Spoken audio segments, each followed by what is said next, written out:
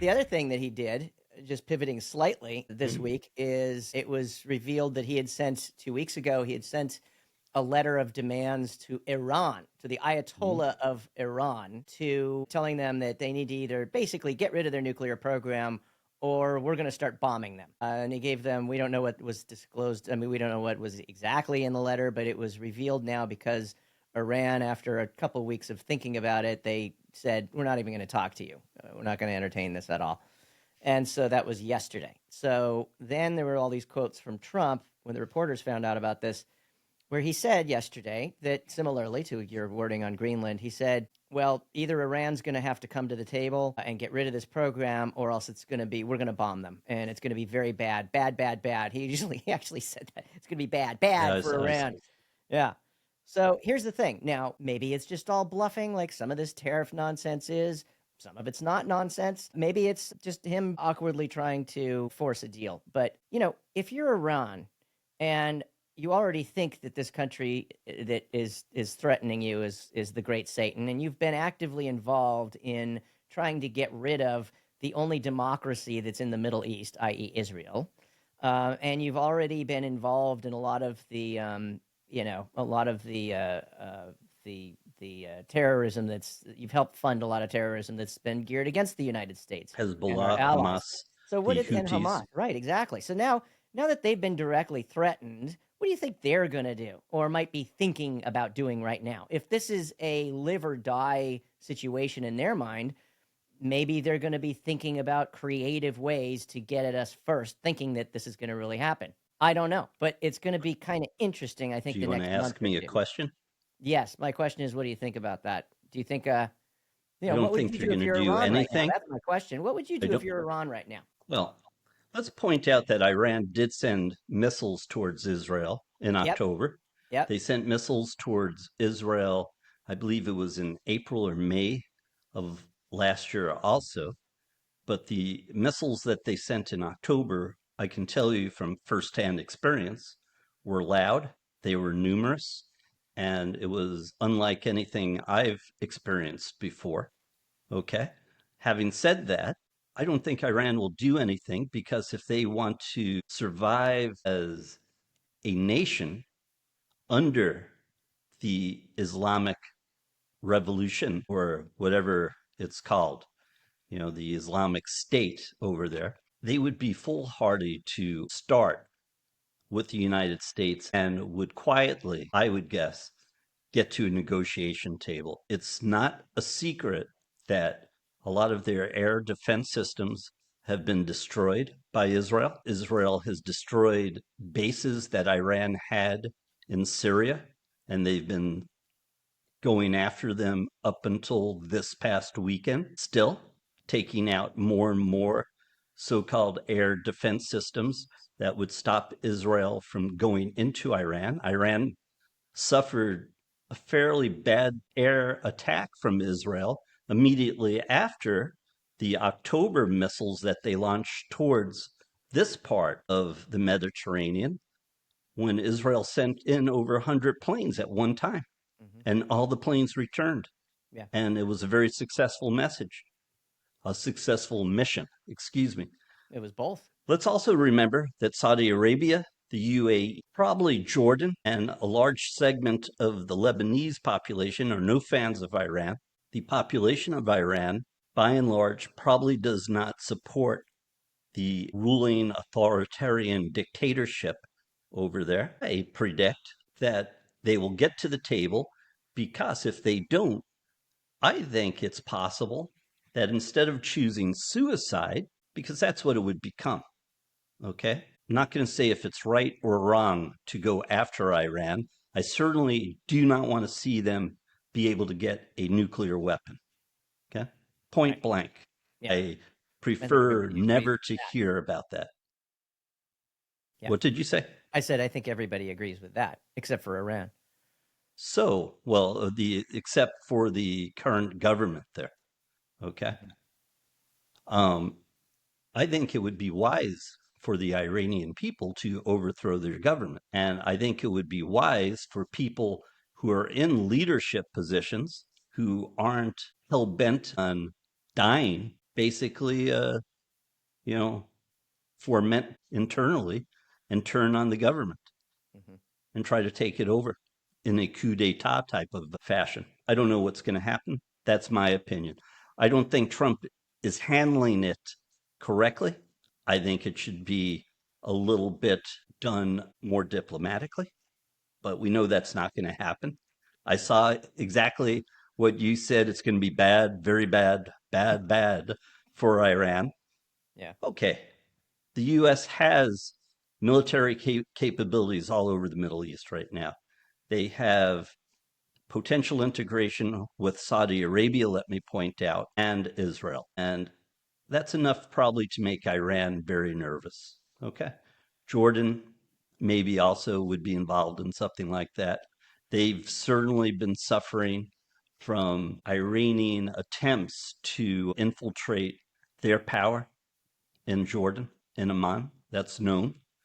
So I don't know. I think it's equally interesting that the Trump administration is basically making an enemy out of Denmark. That bothers me. Me That too. bothers me more than the Iranian situation because Yeah. the Iranians and the Middle East, having lived here for a long time, talks a big game, bombastic hyperbole on both sides. Israel does it too. I mean, we sound like maniacs half the time. We're going to destroy this. We're going to wipe this Yeah. out. We're going to win. It's going to be over in a week. And you know, it's just people talking nonsense a lot of the time. Hmm. The other side does it just as much. It is a cultural thing here in the Middle East to speak like that. But to go after Denmark and say Denmark's doing a very bad job in Greenland, Yeah. can you imagine what the people in Copenhagen are thinking? This goes back to the Australian and Canadian question I Yeah. had They for think you. Canada. It's, you Everybody. know, Yeah. They're just. how do how do I you read yesterday function about in it. the Western cultures and listen to your own country being denigrated Right. and say, "Oh, that's rational." I mean, you could agree with Trump if he was not speaking so loudly. Hmm. Yeah. He's. I mean, Teddy Roosevelt famously said, "Speak softly and carry a big stick." Seems to me Mm. like Trump is speaking loudly and carrying a small stick, and you can. That's what's going to make this whole Liberation Day on Wednesday so interesting. I want to see if Trump declares a victory when actually there has been no victory, That would be in his or wheelhouse. whether he'll actually get something done via the negotiations that he can hold up and say, peace in our time, Right.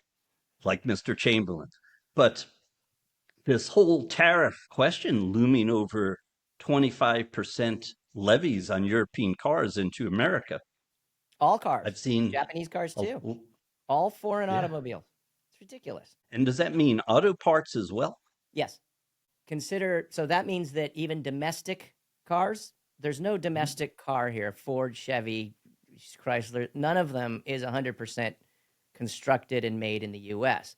Through Mm, 25 years of NAFTA, there are factories mm, that have popped up north and south of all borders, and this is sort of a a colloquial, whatever the word is a collegial effort to make a car, and it just like parts get sort of thrown. So you can't just suddenly say only cars built in the United States will not be tariffed. There is no car that's built 100% in the United States that I know it's of. I mean, maybe interesting. Tesla is. Maybe that's where the end game is. He's doing this for Tesla, but Tesla Elon Musk has shot himself in his own foot because those sales are down. The question, getting back to Iran for a quick second, and the United States and any of the other nations that might be involved in some kind of coordinated action over in that so-called neck of the woods. I wonder if they'll have that conversation on a signal also. Yeah, we haven't mentioned that yet.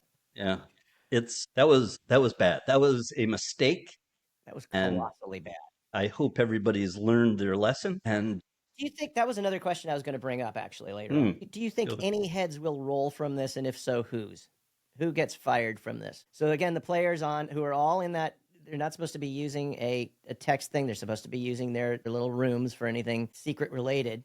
So they're on this hmm, text message platform called Signal, and they're like going through all this stuff. And you had like 20 people on there, and among them are cabinet members and you know Tulsi Gabbard is on there, and Pete Hegseth, and anyway, the guy who put it together, of course, inadvertently invited a reporter, the guy, the Right. chief editor of the From the Atlantic, Goldberg. Yeah.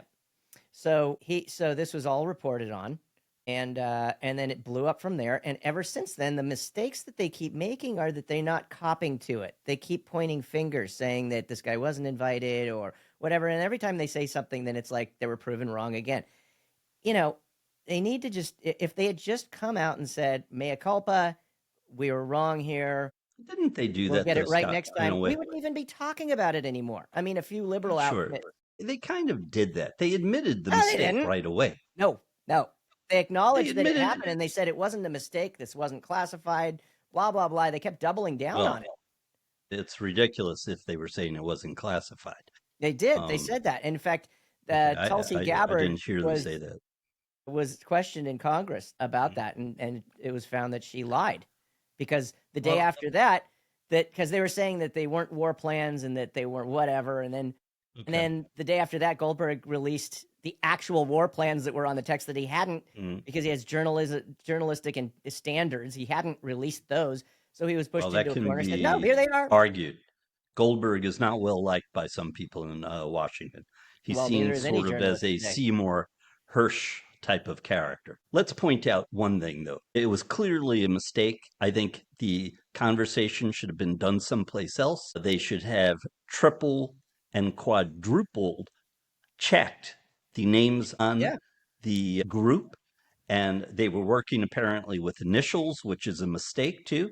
They should have had each person confirm via a double verification who they were before they started this. Having said that, one, yes, mistake. Two, they were definitely discussing war plans. There's no doubt. You read the text, you know that. Yeah. But three, it was against the Houthis, thank goodness. And the Houthis, even if they knew it was coming, would not have been able to do anything about it.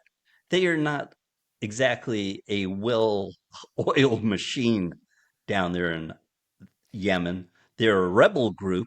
Let's point out, they do not control all of Yemen. It's been a civil war down there for decades, and it's been going on since the British pulled out of Yemen in the 1960s.